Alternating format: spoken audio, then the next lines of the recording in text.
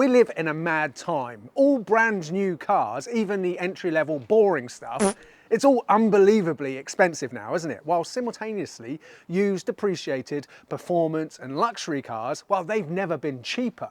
Prices for a brand new BMW 1 Series are from £30,000.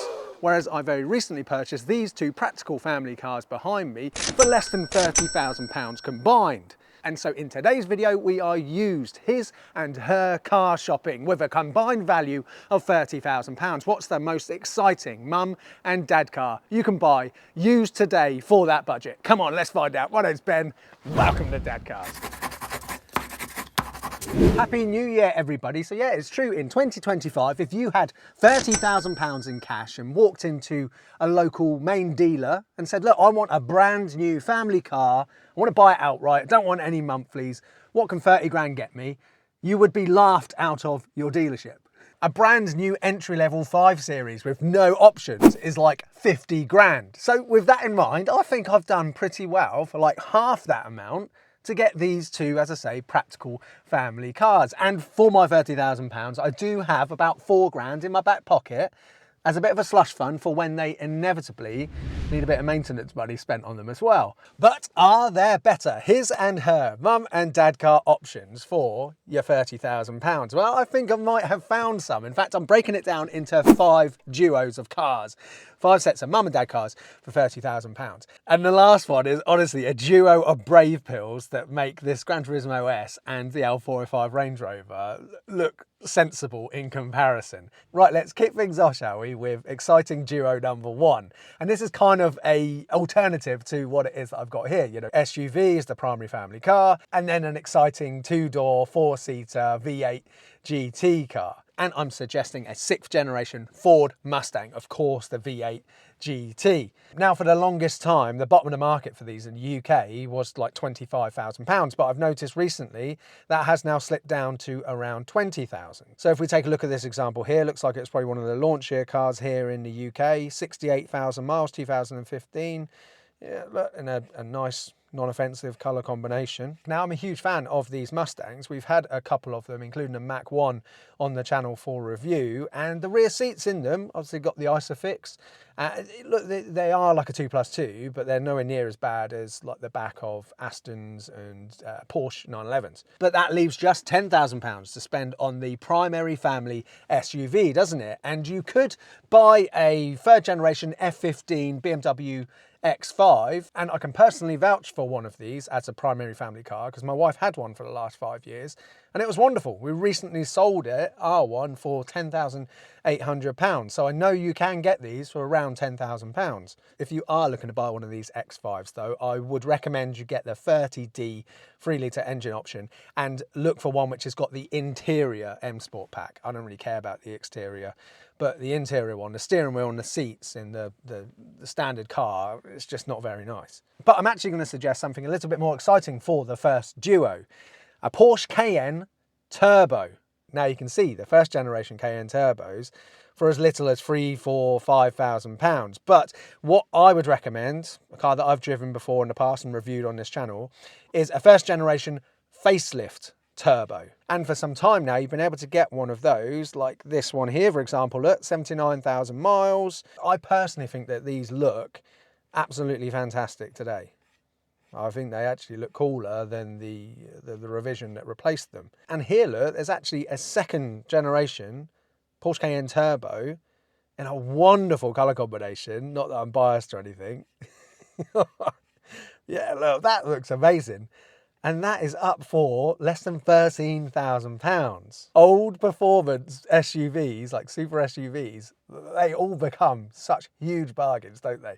They depreciate massively. I think a lot of the people who buy them new aren't interested in them as soon as there's the newer one out. And so they are quick to find the bottom of the depreciation curve. So yes, for me, a Mustang GT and a 1st generation facelift Cayenne Turbo, that is my first exciting mum and dad car combo for £30,000. Right, before I show you option number 2, which I've somehow managed to spend even more of the budget on the exciting dad car, this is obviously the perfect time to remind everybody that you need to run a car vertical check before even going to see any potential used car purchase. To make sure the car you're looking at is not being crashed, stolen or clocked, take this BMW X5 for example. Imagine if you were looking to buy this, and let's say even if the seller was saying, yeah, look, it's had a minor bump in the past and it's all been repaired to a high standard. Because you ran a car vertical check on it, you would actually be able to see, in this instance, some details about that minor bump in the past. Looking at the pictures here, you can see, yeah, it's a wonderful M Sport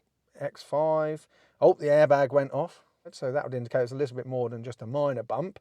Let's take a look at the front end, and yeah, I'm sure this is very much repairable, but look, what it comes down to is checking that the seller's story matches with the reality that's on the report. So that's why I always recommend you run a car vertical check before you even go to see a used car purchase. Running car vertical reports recently saved me from going to see a Bentley Flying Spur, which had a mileage discrepancy. And to anybody watching this video, you can click the link in the description below or use promo code Dadcars every single time you need to run a car vertical check and you'll save 20% off. A huge thank you to Car Vertical for their continued support of the Dadcars channel. Really appreciate it. But now let me show you a crazy dad car, which if I had this budget, I would be looking at. Now, I actually know of somebody who purchased a Aston Martin Rapide last year for around £25,000. Looking on Auto Trader, they're all around £30,000 asking price. But I did find this one here, look, which sold last year on Collecting Cars for £23,000. Obviously, you've got to add the buying fees on top of that as well, so it'll be a little bit above 25 grand. But oh god, I so want an Aston Martin again, and I think my next Aston will be a Rapide, but I can't really use that as my option for this next one because I want to show you ones which are actually got that price as an asking price. So look, we'll set aside the Rapide for a second and let's see what 911 you can get for £25,000. So yeah, it looks like for low 20s or 25 grand, you'd be able to get yourself, you know, a nice 996 or a 997. Oh, I love the interior on that one there, but it's a Tiptronic. But yeah, come on. I love an all red 911 interior. Yeah, there's tons to pick from, but I'm going to pick out this one here. Look, 77,000 miles, 996, C4S, manual, in a wonderful colour combination. Yeah, I'm a sucker for a bright blue over a grey interior. I think it's great. Look, call me crazy, unpopular opinion, but I think a 996 C4S is even better looking than a 997. So yeah, a really lovely 996 or 997, 911, 25 grand. So that leaves us £5,000 though to buy the practical primary family car. And so for this one, I'm going for an Audi Q7. I reckon you'll be able to get a decent one for 5 grand. Let's have a look. So what have we got? Yeah, there's quite a lot of Q7s, but they've all got like high mileage, like over 150,000. I reckon we'll be able to get one with more sensible mileage. Right, I'll tell you what, I'll show you this one because it's a one owner car. It's 138,000 miles, obviously quite a lot. Asking price £5,450. It is the 3 litre TDI, so a V6 diesel. And it's the facelift as well. And to me, that for £5,000 is a hell of a lot of car for the money. So yeah, look, another cool option. You could have a 911 and an Audi Q7 for £30,000. Right, moving on to option number 3. Who says that there has to be a giant SUV as the primary family car? Who says that? And also, who says that it has to be your other half who drives the primary, most practical family car? Why can't the dad car be the most practical one and then your other half have something smaller that's, you know, easier to sort of nip around in? And as we know on this channel, a performance estate car is actually, all things considered, just as practical as a large SUV anyway. And did you know that for around £25,000 now, you could get a C7 RS6? Yeah, look, crumbs. Last time I checked, there was this one up, the red one, that was up for £24,000. But one's just popped up for £22,995, a C7 Audi RS6, which we've reviewed on the channel. Absolutely incredible dad car, incredible family car. So, yeah, I mean, 109 miles is not like it's on 200,000 miles, is it? And look, you've got a contrast interior as well. Honestly, these cars are exceptionally cool. You right, sweetie? What do you need? What keys? Oh, have I got them? Sorry, where were we? And let's take a quick look at this red one as well. Honestly, these are just such incredible cars. Honestly, more performance than you'll ever really need day to day. Still feels lovely and modern, yet still a little bit understated as well, the C7. Honestly, I loved it. So 23 grand for the primary family car, the C7 RS6. That leaves us with £7,000 to get a smaller runabout, something with rear seats. And I wonder, can you get, it's just popped into my head, can you get a Kia Picanto GT Line S? Right, you've got a couple of category cars there. The cheapest one's 5 grand. But yeah, look, you can just about, I mean, look, it's up to £7,290. I'm sure that they would sell it for £7,000. As I had one of these on press loan and they're fantastic cars. God, yeah, look, there's loads of them up here for like £7,500. Honestly, if you, like me, live in the city, having a family estate car as the primary family car and then having a little compact hatch, 4-door compact hatch like this, would actually make life probably a lot less stressful, just nipping around. You're able to park that anywhere.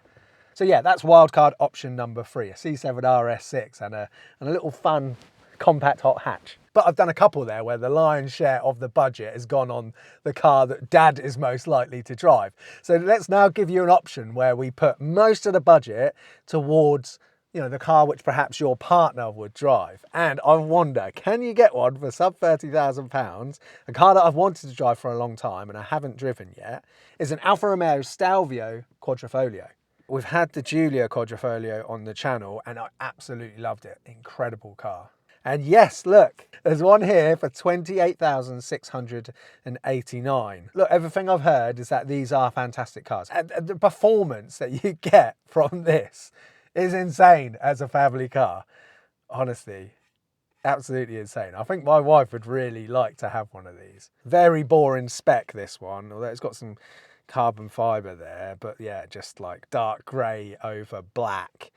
It's the only problem with the Alfa Romeos from this most recent generation is that a lot of their specs on a lot of them are just really dull. Whereas like the flamboyant interiors, you do see them, but they're very rare. Right, so let's call that 28.5. So that means that I'd have 1,500 quid to buy myself a dad car that I wouldn't mind floating about in.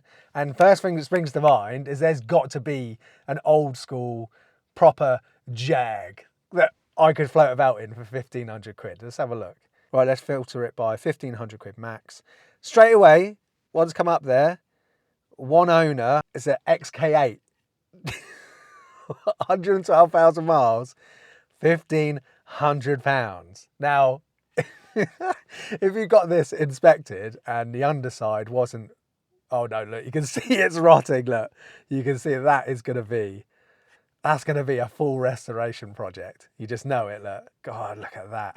That looks so bad. Yeah, I was going to say the underside wasn't at risk of immediately falling to pieces, but yeah, probably would do. So there, I wouldn't be able to float about in that. I might be able to, however, float about in this XJ. Oh, come on, look at that. How cool. Come on, 1,500 quid. 1,500 quid. It's a beautiful green colour as well. I love those alloys. They're fantastic.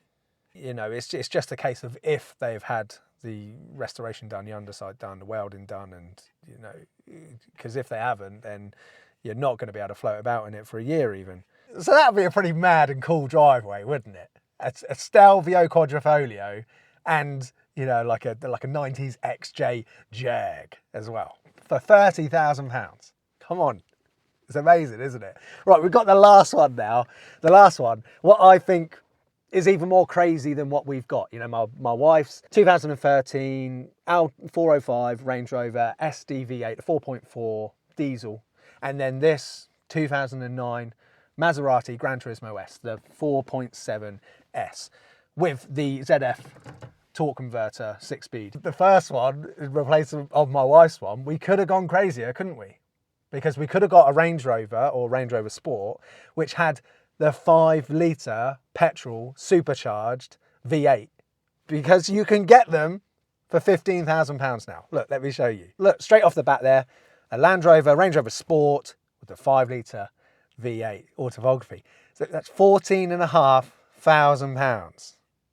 Talk about brave pill for the money. Well, those seats are interesting. And can we get a Big Daddy one as well? I mean, yeah, look, there's one there for 15,995. I'm sure they'll take 15. But yeah, 126,000 miles though. But it's brave, isn't it? It's very brave. Yeah, I mean, look, even if you said you spent 16, 17,000 on one, that's such an incredible amount of car for the money, isn't it? And it's braver than what we went for, because obviously the running costs and I guess the potential as well, because it's a higher performing car. I mean, they've got like 500 horsepower, these things, I think. There's potential for more maintenance costs as well, isn't there? So with the remaining budget, what's braver than a Gran Turismo? Well, I think a V10 dad car would have been braver than this. I wanted a V10 dad car, and I'm talking about an E60 M5 or a C6 Audi RS6. God blimey, I didn't realise that so many of the following generation, the F10 M5s, were becoming the cheapest ones. Look, you've got one there, 79,000 miles for £13,995. That's crazy. But there's lots of them. There's another one there for 14.5. But then I've heard that the F10s have getting to the age now where they're getting their fair share of problems as well. Yeah, the E60s are no longer the cheapest M5s. That is mad. That is mad. Right, look, the cheapest one we got here, 15 grand for a V10 E60 M5. This is just going to be black on black, isn't it? Yeah.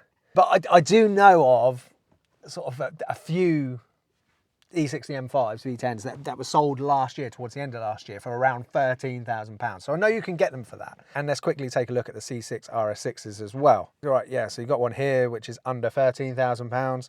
That one's been up for a while. I don't think it's done many miles recently, that's why. But look, we'll just ignore that one. Look at this one, £15,000. In my favourite colour, Sepang Blue. I must get one of these one day. They're so cool.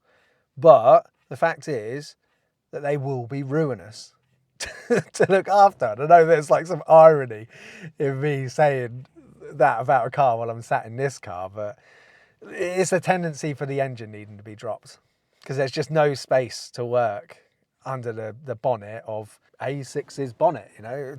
It's an insane engine where it's packed in under there. And you could also potentially throw into the mix a AMG 63, you know, something with a 6.2 litre V8, you know, from that sort of generation as well, like an E63, C63. But I think the bravest pills would be, you know, either the V10 M5 or the V10 RS6. So of those 5 options, I'd love to hear what you would pick. So a Mustang and a Cayenne Turbo, a 911 and an Audi Q7, a C7 RS6 and a Kia Picanto GT Line S, a QV Stelvio and a 1,500 quid Jag, a 5-litre supercharged petrol V8 Range Rover or Range Rover Sport, and a V10 dad car, M5 or RS6, or what we've got, the 4.4 litre SD V8 Range Rover Alfa 05 and this 4.7 Maserati Gran Turismo. Let me know in the comments below, which one would you go for? Or would you go for something completely different?